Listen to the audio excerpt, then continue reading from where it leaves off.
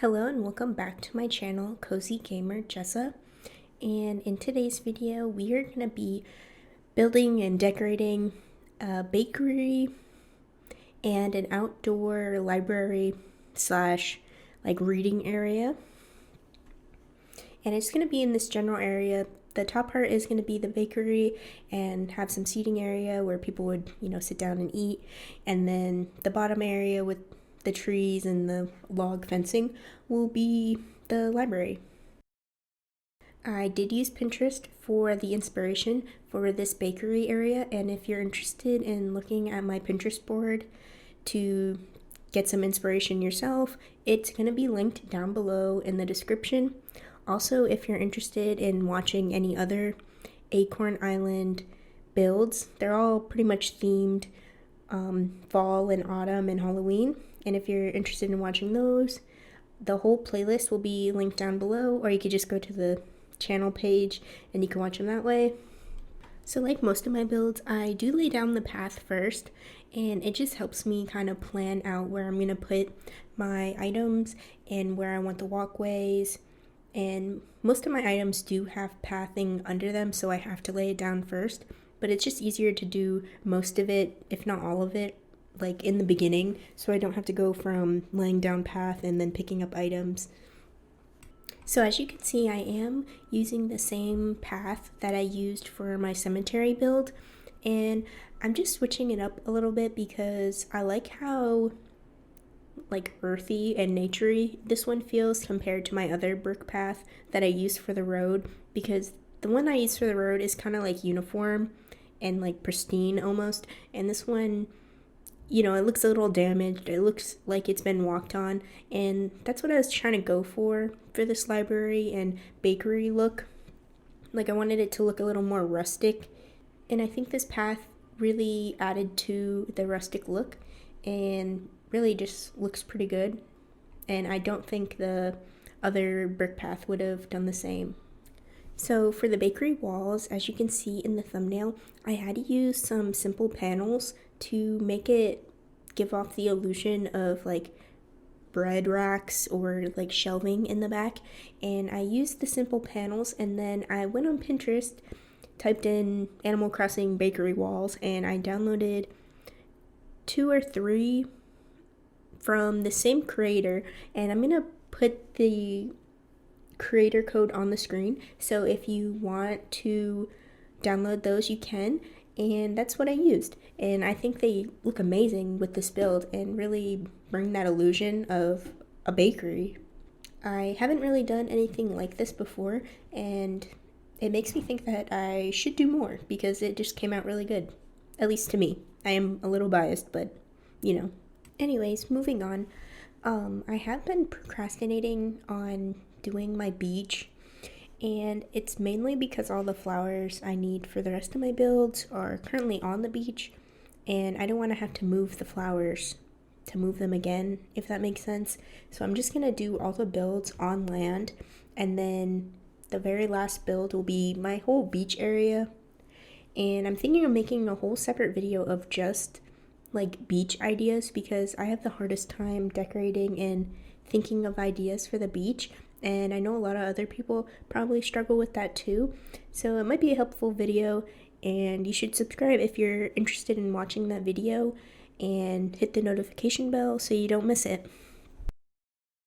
Also, if you have any ideas that you want to see me build on the beach, let me know down below in the comments. I love to read your comments and hear your ideas, so you're like 1000% welcome to leave any suggestions in the comments. So usually when I make builds, I put down all the path and then put all the furniture, and then at the end I usually put all the trees and the flowers and the like fencing or whatever. But this time I did it a little bit different. Like I had all these trees and fencing kind of already placed because I wanted to mark out how much room I actually had, and placing down the trees kind of gave me more motivation to do this because it was like already like partially built. I just needed to decorate it really. So that's why I did that.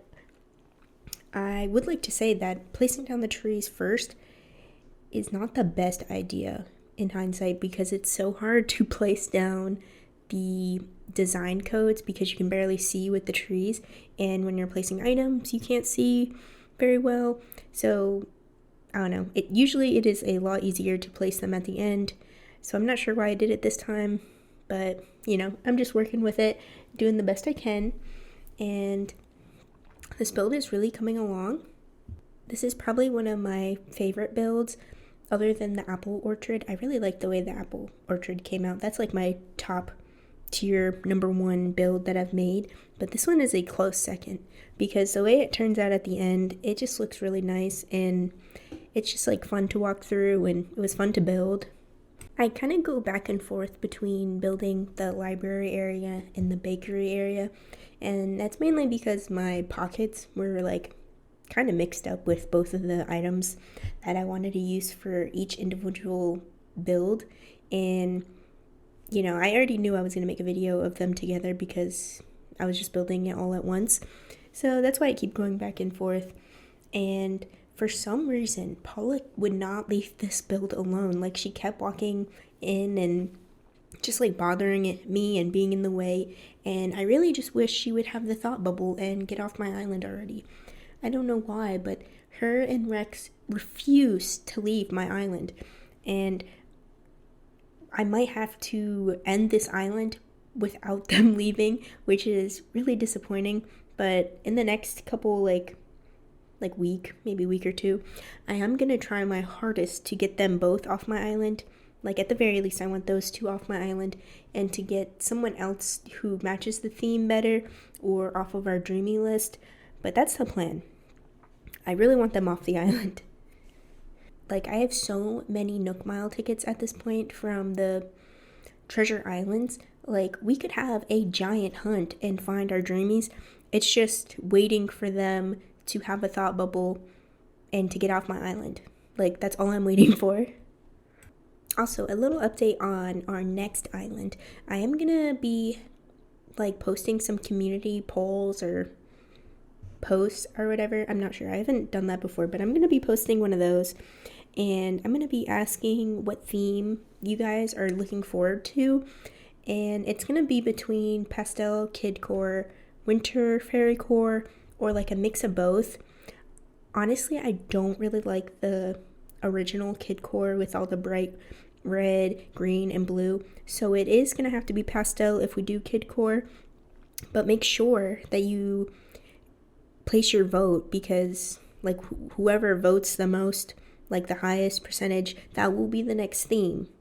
And if there's a theme that you really want to see that's not in one of the polls, like, let me know. Like, just leave a comment, okay? Because I will literally take anything into consideration, because I love building and I love doing new builds and new themes.